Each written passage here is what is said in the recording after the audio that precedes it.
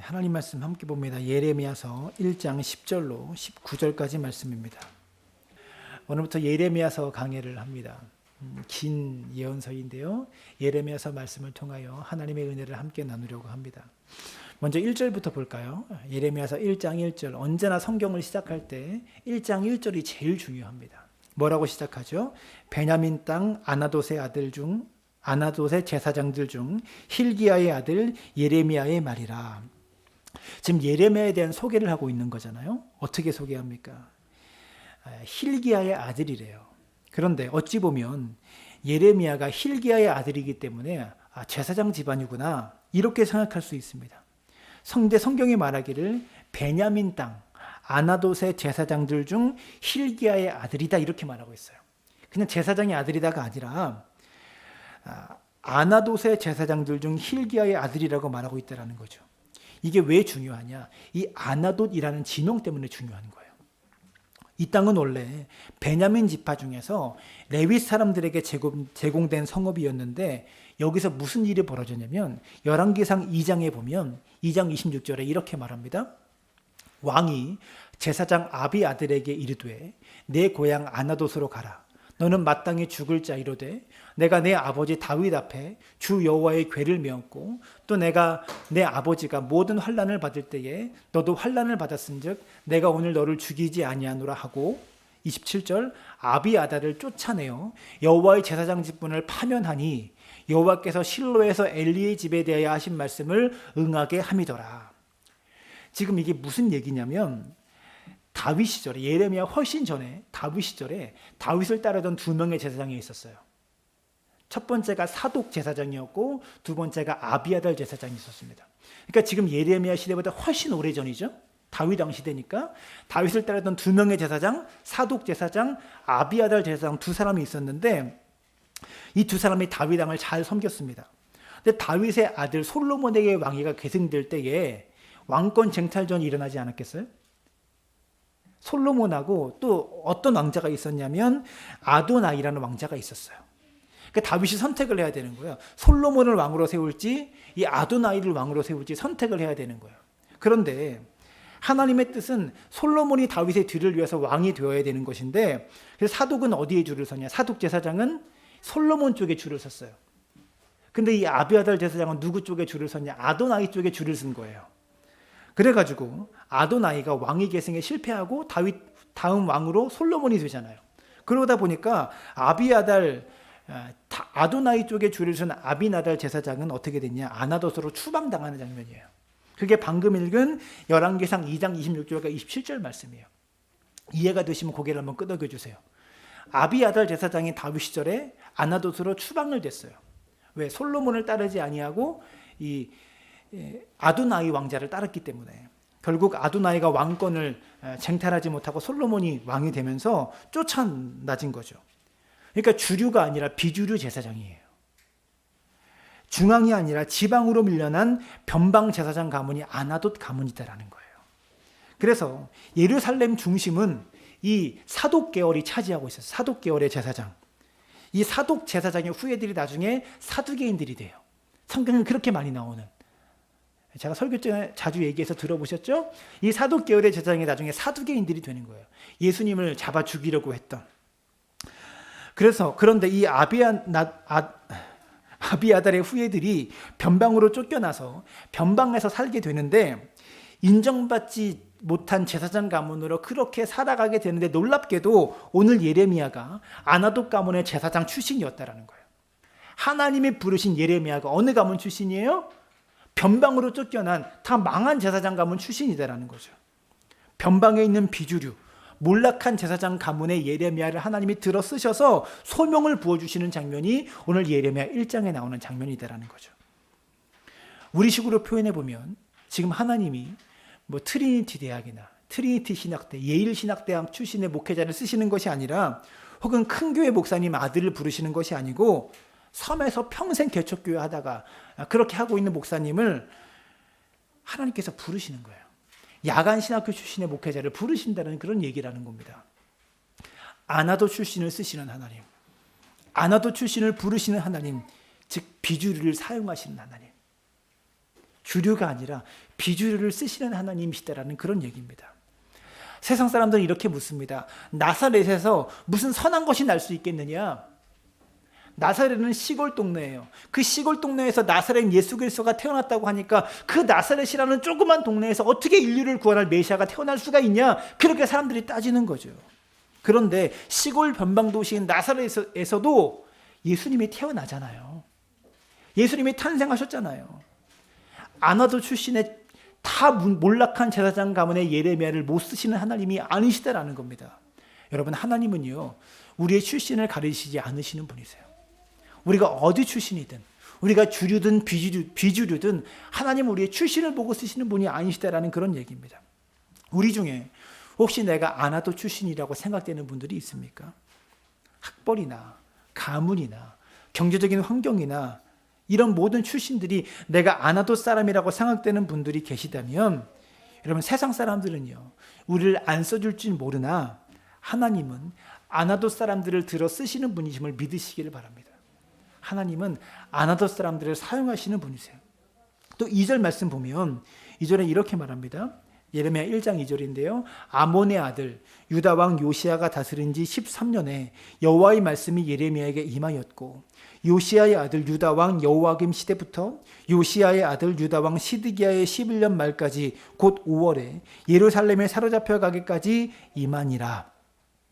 예레미야가 활동한 시기가 언제냐면 요시야 때부터 시작해서 유다의 마지막 시드기야가 잡혀갈 때까지 활동했습니다.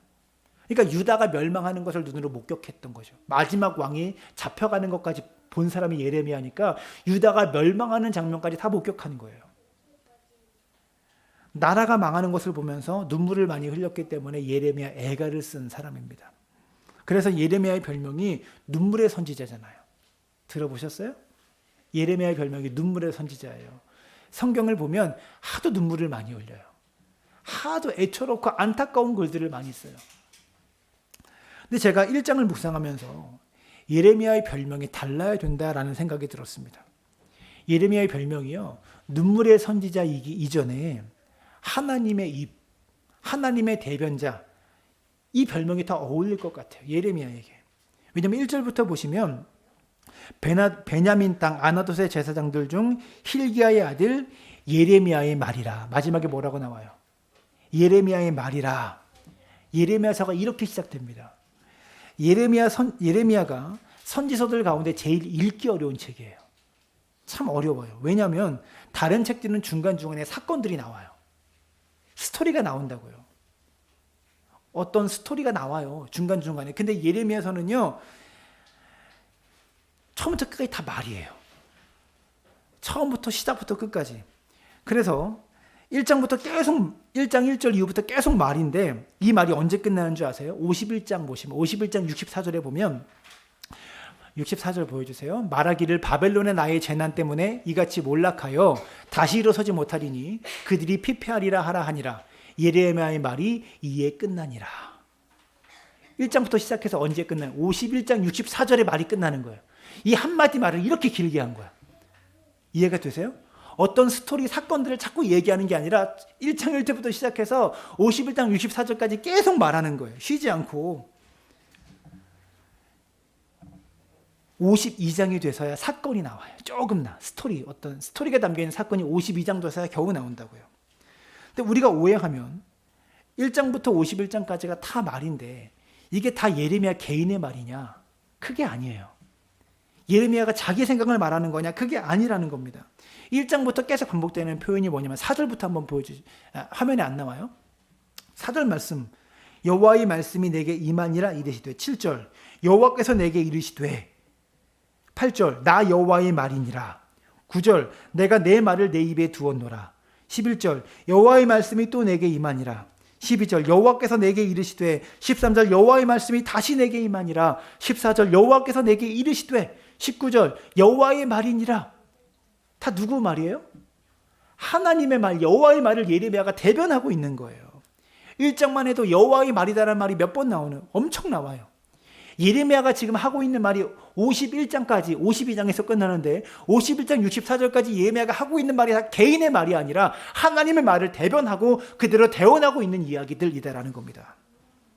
하나님께서 예레미야의 입에 할 말을 넣어주셔서, 하나님의 말을 넣어주셔서 그 말을 대변했다라는 거죠.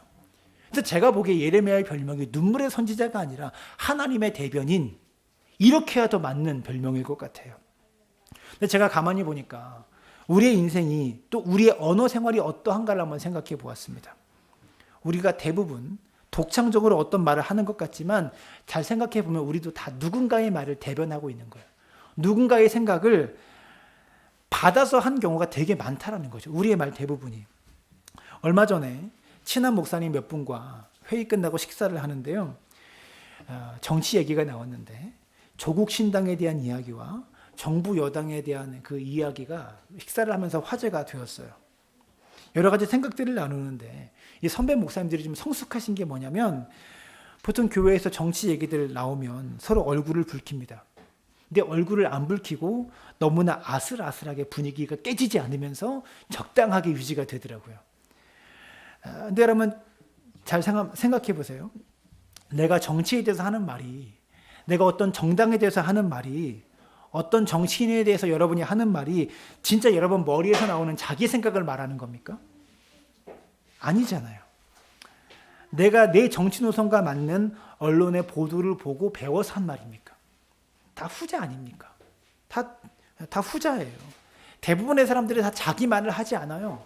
남의 생각, 다른 사람의 생각을 배워서 그거를 다 전달하게 되어 있다는 거예요. 내가 보수면 그 보수 쪽의 이야기를 받아서 전달하게 되고요. 내가 진보면 진보 쪽의 이야기를 받아서 전달하는 사람이 된다는 겁니다. 그러니까 다 누군가의 이야기를 받아서 대언하고 있는 대언자들이다라는 얘기입니다. 이렇게 놓고 보니까 예레미야 인생이 참 고귀한 인생인 것 같아요. 너무나 멋진 인생인 것 같아요. 이 예레미야는 다른 사람의 생각을 받아서 말하는 것이 아니라 하나님의 생각을 받아서 말하는 사람이에요. 그것을 그대로 전하는 사람이에요. 1장부터 51장까지 이렇게 많은 하나님의 말들을 다 그대로 쏟아내는 이 예레미야가 참 복된 사람이다라는 생각을 해보게 되었습니다. 여러분, 이왕이면 예레미야처럼 쓰임받기를 원합니다. 우리가 다 인생을 살면서 누군가의 생각을 받아서 전달하게 되어 있는데, 사사로운 것까지, 내 개인사까지 내 머리에서 나오는 게 아니라 아내의 생각을 받아서 전하기도 하고요. 내 생각을 아내가 받아서 전하기도 하고요. 나 혼자 생각한 게 아니라는 거예요. 근데 예레미야는요, 하나님의 생각을 받아서 그대로 전달하는 사람. 이렇게 많은 말들을 쏟아내는데 그 말들이 다 하나님의 말이었다라는 것이 너무나 놀라운 인생이다라는 거죠. 여러분, 하나님 말씀을 좀 많이 읽으셔서, 또 설교 시간에 집중해서 하나님 말씀을 들으셔서 어려움에 있는 사람들에게 하나님 말씀을 대언해 줄 수 있게 되기를 간절히 바랍니다. 설교만이 하나님 말씀이 아닙니다. 어려운 일을 겪는 사람에게 그저 밥 한 끼 사주고 끝나는 게 아니라 학자의 혀를 내게 주사 공부한 사람을 말로 어떻게 도울지를 내가 깨닫게 해달라고 기도할 수 있게 되기를 바랍니다. 삶의 어려움에 있는 사람들에게 하나님 말씀에 두려워하지 말라, 놀라지 말라, 내가 너와 함께 하겠다고 했습니다. 걱정하지 마세요. 하나님 말씀하셨다고. 하나님이 일하고 계시니까, 당신을 사랑하시니까 걱정하지 말라고 하나님 말씀을 대변해 주십시오. 이거 우리 말이 아니잖아요. 하나님이 당신을 사랑하십니다. 이거 예언이에요, 여러분. 예언이 미래를 말하는 게 아니라 성경에 말하는 예언은 하나님 말씀이에요. 여러분, 여러분의 말에 가득 차 있는 것이 무엇입니까? 우리의 언어 속에 가득 차 있는 것이 무엇입니까? 하루 종일 우리의 입에서 나오는 수도 없이 쏟아내는 그 말들 가운데 하나님의 말씀이 얼마나 되냐는 것입니다. 나의 말이, 나의 언어가 정치 평론가들의 이야기로 채워지는 것이 아니라 하나님의 진리의 말씀으로 채워지기를 바랍니다. 나의 말이 누군가의 생각을 전달하는 것으로 채워지는 것이 아니라 하나님의 말씀을 들어서 그것을 전달하는 것으로 채워질 수 있게 되기를 간절히 바랍니다. 본문으로 돌아서 4절을 보시면 4절에 또 이렇게 말하죠. 5절 볼까요? 내가 너를 모태에 짓기 전에 너를 알았고 내가 배에서 나오기 전에 너를 성별하였고 너를 여러 나이의 선지자로 세웠노라 하시기로. 너무 감사한 게 뭐냐면 너를 모태에서 짓기 전부터 너를 알았대요. 하나님이 뱃속부터 우리를 아셨습니다. 뱃속에 이 아기가 생성되기 전부터 우리를 아셨다라는 얘기예요. 사람들은 우리를 잘 몰라요. 그래서 내 마음을 잘 몰라주죠. 근데 하나님은 우리를 아세요. 우리의 생각과 우리의 아픔과 우리의 고통을 다 아십니다. 내가 너를 성별했고 구별해 놓으셨대요. 여러분 중요한 것은 이것입니다. 하나님이 우리를 모태에서 짓기 전부터 성별하셨고 우리를 구별하셨어요. 그런데 그렇게 성별된 삶을 살아가라고, 구별된 삶을 살아가라고 요구받았습니다. 근데 성별된 우리가, 구별된 우리가, 모태에 짓기 전부터 성별되고 구별된 우리가 구별된 삶을 살아가지 못하면 망합니다. 여러분 금그릇, 은그릇, 나무그릇, 질그릇이 있는데 사람들은 금그릇을 쓰고 은그릇을 쓰지만 하나님은 어떤 그릇을 쓰시는지 아세요? 깨끗한 그릇을 쓰시는 분이세요. 그릇이 중요한 게 아니에요. 금그릇이라도 화장실에서 돌아다니고 길거리에 돌아다니면 그것을 그릇으로 사용할 수가 없는 거죠. 하나님은 예레미야를 여러 나라의 선지자로 세웠습니다. 근데 이 놀라운 소명을 받고도 예레미야가 이렇게 답변하죠. 6절 보세요. 내가 이르되 슬프도소이다 주 여호와여 보소서 나는 아이라 말할 줄을 알지 못하나이다. 나는 아이래요. 아마도 예레미야는 나이가 좀 어렸던 것 같아요. 어리니까 자신감도 없었을 것이고 어리니까 미숙했을 겁니다. 근데 이렇게 대답합니다. 주님, 나는 아직 어립니다. 주님이 맡기신 사역을 감당할 준비가 안 되었습니다라고 거절하고 있는 장면이에요. 나는 아이여서 지금은 아닙니다. 지금은 못합니다. 근데 얼핏 보면 참 겸손해 보이죠. 매우 겸손한 표현인 것처럼 보입니다. 근데 놀라운 건 하나님의 반응인데 7절을 보세요. 여호와께서 내게 이르시되 너는 아이라 말하지 말고, 아이라고 말하지 말래요. 내가 너를 누구에게 보내든지 너는 가며 내가 내게 무엇을 명령하든지 너는 말할지니라. 8절 너는 그들 때문에 두려워하지 말라. 내가 너와 함께하여 너를 구원하리라. 나 여호와의 말이니라. 하나님이 너 참 겸손하구나. 너 참 어떻게 이렇게 겸손할 수가 있니? 라고 칭찬하지 않으셨다라는 거예요. 하나님 저는 그 일을 감당할 사람이 아닙니다라고 말하니까 겸손하다고 칭찬한 것이 아니었다라는 거예요.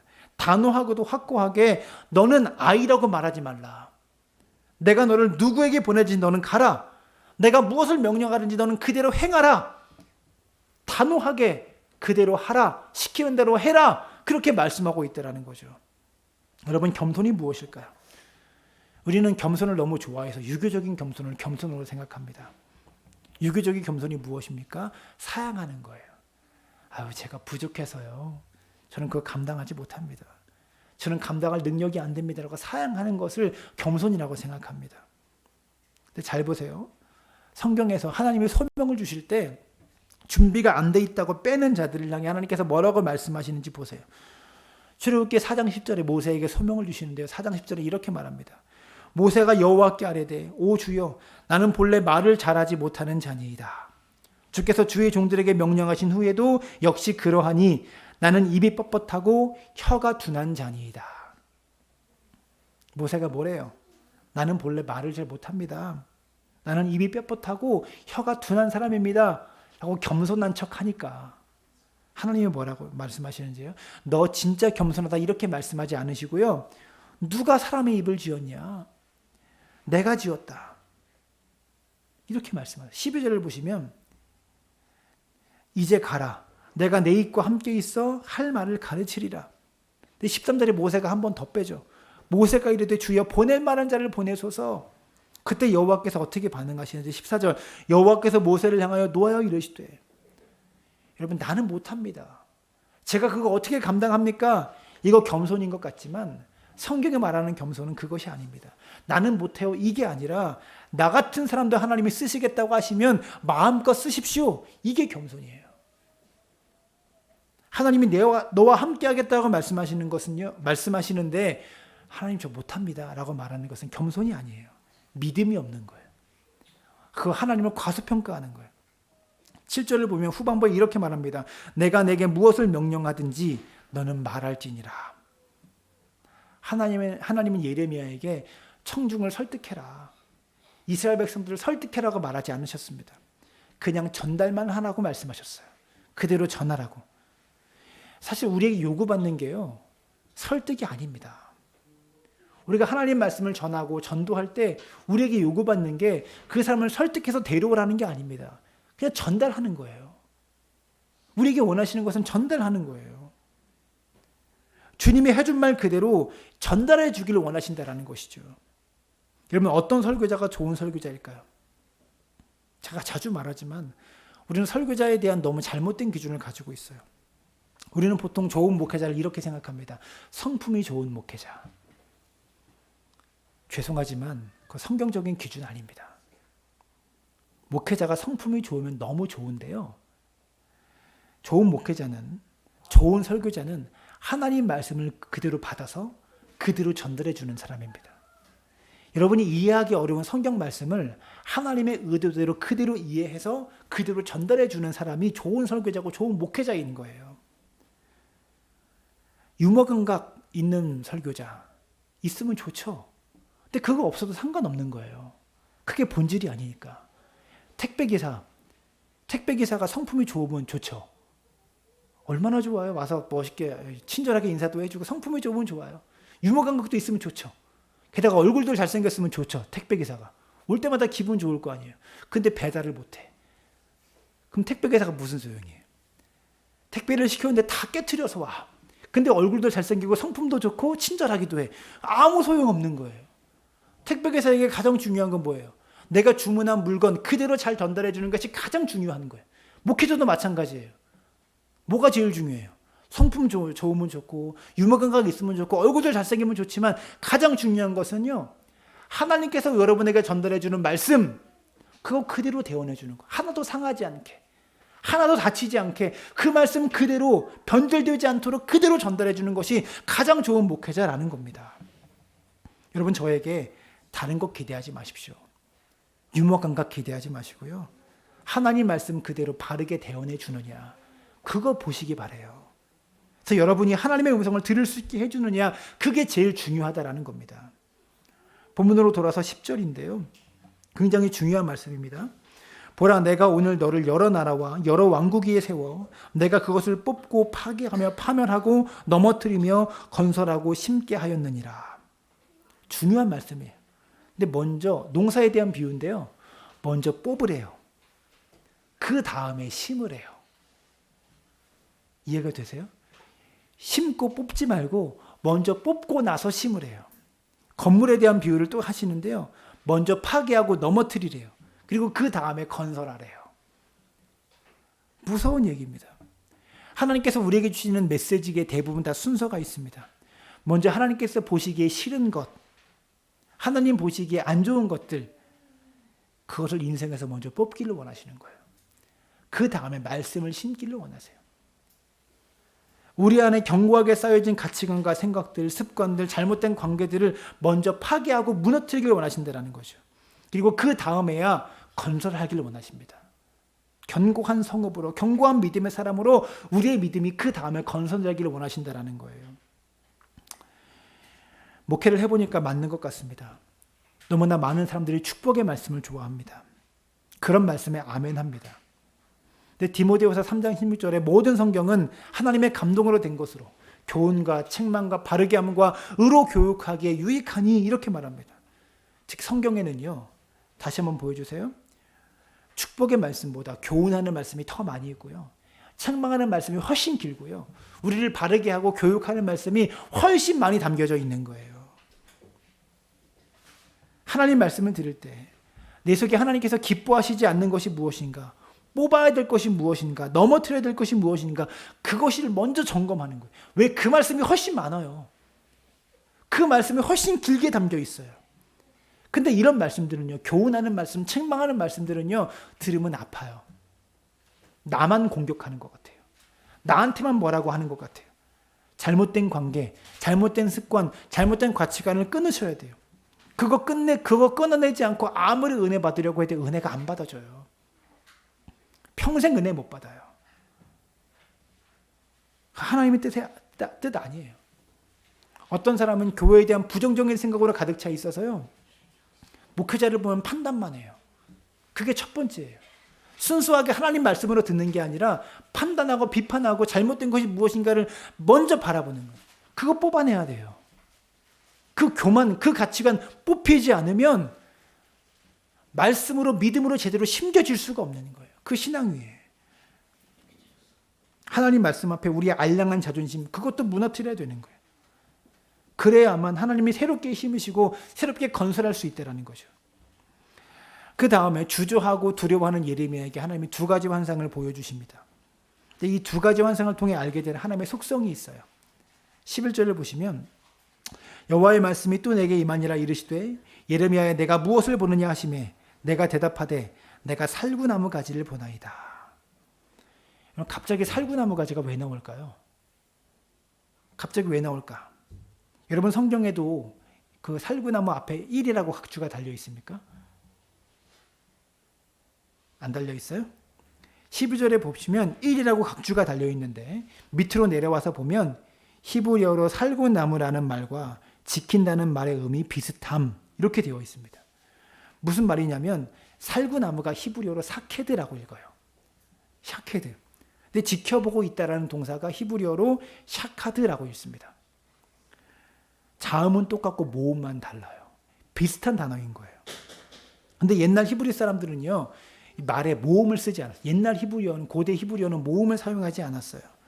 모음을 쓰지 않아도 이걸 샤케드라고 발음해야 되는지 샤카드라고 발음해야 되는지 아는 거예요.